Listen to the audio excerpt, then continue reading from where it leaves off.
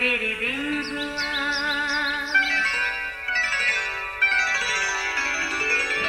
نیا پھر دن ہوا، پرانی رات کا کرے سو شکر ہم خدا کی ذات کا، خدا کی ذات کا نیا پھر دن ہوا۔ آج کی آیت: خدا بے انصاف نہیں جو تمہارے کام اور اس محبت کو بھول جائے جو تم نے اس کے نام کے واسطے اس طرح ظاہر کی کہ مقدسوں کی خدمت کی اور کر رہے ہو۔ عبرانیوں 6:10 آیت۔ عزیزو، لفظ خادم اردو زبان کا ایک عام سا لفظ ہے جس کا مطلب ہے خدمت کرنے والا، یعنی چھوٹے موٹے کام کرنے والا۔ کوئی بھی خود کو خادم کہلانا پسند نہیں کرتا، مگر مزے کی بات یہ ہے کہ لفظ خادم کی کلام مقدس میں بڑی اہمیت ہے۔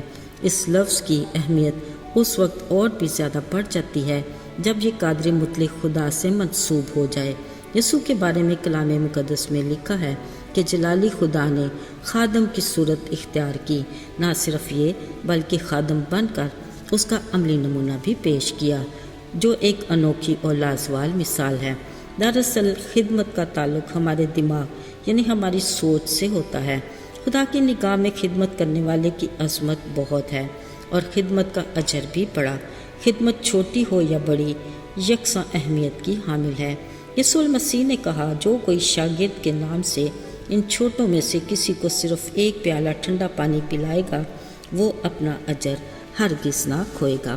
عزیزو، غور طلب بات یہ ہے کہ کسی کو ایک پیالہ ٹھنڈا پانی پلانا چھوٹا سا کام ہے، مگر اجر اپنی جگہ برقرار ہے۔ کام کے چھوٹے یا بڑے ہونے سے کچھ بھی فرق نہیں پڑتا، اصل مقصد لگن اور شوق ہے۔ بطور مسیحی ان چھوٹی خدمات کے ذریعے ہم ترقی کرتے ہیں اور درجہ بدرجہ مسیح کے ہم شکل بنتے جاتے ہیں۔ خدا کی دی ہوئی کوئی بھی خدمت ہماری عزت میں کمی کا باعث نہیں ہوتی۔ اس کی شفافیت کا اندازہ ہمیں خدا کے کلام سے ہوتا ہے۔ کلام مقدس میں لکھا ہے، اگر کوئی شخص اپنے آپ کو کچھ سمجھے اور کچھ بھی نہ ہو تو اپنے آپ کو دھوکہ دیتا ہے۔ عزیزو، پالوس رسول کے بارے میں لکھا ہے کہ اس کو دیانتدار خادم کہا جاتا ہے۔ خدا کا اس کے لیے غیر قوموں میں آسمانی بادشاہی کا پرچار کرنے کا منصوبہ تھا، جس کو خدا نے بھرپور طریقے سے استعمال کیا۔ بعض اوقات اس نے چھوٹے کام بھی کیے جو اس کے بڑے دل کو ظاہر کرتے تھے۔ مثلاً ایک بار جہاز کی تباہی کے بعد اس نے ادھر ادھر سے لکڑیاں اکٹھی کر کے انہیں آگ میں ڈالا تاکہ سب تھکے ماندے لوگ آگ تاپ سکیں، اگرچہ وہ خود بھی اتنا ہی تھکا ماندہ تھا جتنا کوئی دوسرا شخص، تو بھی اس نے وہ کام کیا جس کی اس وقت سب کو ضرورت تھی۔ اس کے سینے میں خادم کا دل تھا، لہٰذا لکڑیاں اکٹھی کر کے آگ میں ڈالنا اس کی عزت میں بڑھوتری کا باعث ہی ہوا۔ عزیزو، یاد رہے، خدا کی خاطر خدمت کرنے والا کلام مقدس کے مطابق خادم کہلاتا ہے۔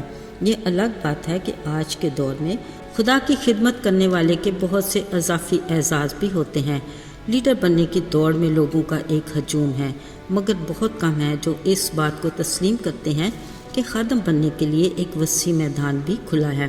مثلاً اگر ہم صاحب اختیار کی خدمت کرتے ہیں تو ہمارا رخ اوپر کی طرف ہوگا، اگر ہم حاجت مندوں کی خدمت کرتے ہیں تو ہمارا رخ نیچے کی طرف ہوتا ہے۔ ایسی صورت میں خدمت کرنے والے کا اصل مقام وہی ہوگا جو خداوند اسے دے گا، اور اجر بھی وہی جو خدا نے مقرر کر رکھا ہے۔ لہٰذا خدا کے لیے بڑی اور عظیم خدمت کی جستجو نہ کریں، کیونکہ بڑے بڑے موقع اکثر چھوٹے کاموں کے بھیس میں ہی آتے ہیں۔ یقیناً آج بھی بہت سے ایسے خدا کے خادم ہیں جنہوں نے چھوٹی خدمت میں دیانتداری اور وفاداری نبھائی۔ آج وہ خدا کے بڑے گلے کے چرواہے ہیں۔ بس اس بات کی خواہش ہونی چاہیے کہ ہمارا مالک کہے کہ اے اچھے اور دیانتدار نوکر، شاباش، تو تھوڑے میں دیانتدار رہا، میں تجھے بہت چیزوں کا مختار بناؤں گا، اپنے مالک کی خوشی میں شریک ہو۔ آئیے دعا کریں۔ مہربان جلالی آسمانی باپ، تو جو سر بلند ہے، تمجید اور ستائش کے لائق ہے، ساری عزت اور جلال تیرا ہے۔ شکر بجا لاتے ہیں کہ تیرے دروازے ہمارے لیے ہر وقت کھلے رہتے ہیں۔ تو زندہ خدا ہے، ہماری التجائیں سنتا ہے، تو با اختیار ہے، ہمیں جواب دیتا اور عطا کرتا ہے۔ ہم ہر قدم پر تیرے محتاج ہیں اور تیرے فضل کے طلبگار ہیں۔ ہمیشہ اپنے سائے میں محفوظ رکھنا، یسوع کے بابرکت اور جلالی نام میں آمین۔